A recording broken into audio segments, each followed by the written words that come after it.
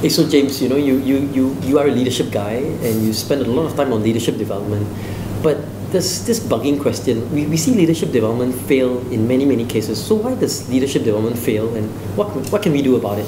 I think that's a great question. I mean, and look, we're both in this industry, right? Yep. So we should have a real interest in this, and yet most leadership development actually fails. And we're surrounded by information and research about this every single day.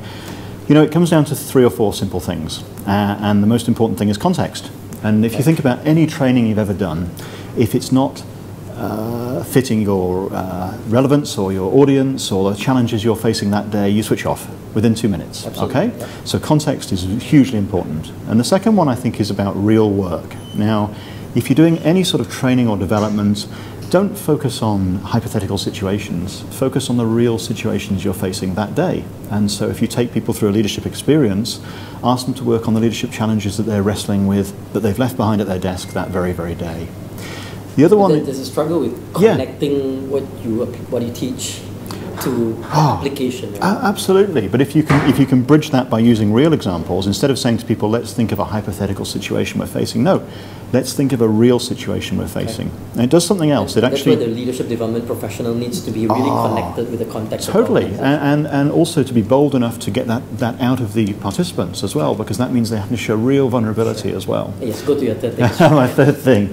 My third thing is about focusing on results as well. Okay, now results just don't mean whether they enjoyed it or they had a good lunch or a week later they felt better about themselves, but 3 months later, 6 months later, 9 months later, did it actually make a difference to their life? Not just at work, but outside. Are they in better shape when they get home? Are they in better shape for their community activities at the weekends?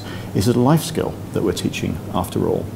And the fourth thing is to actually remember how we learn, okay? And now if you think about this, we learn through a variety of different materials and blends. We learn throughout our day and our week. We don't learn through any particular one event. So don't see this leadership journey as just an event. It is a whole journey spanning all sorts of different things. For some of us it's in a classroom, that works. For some of us it's mobile content. For some of us it's games, coaching, sharing, peer-to-peer.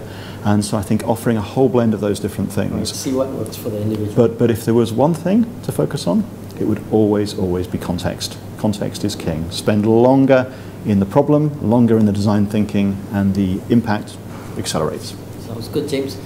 Let's take a tour of the office. Right? Great.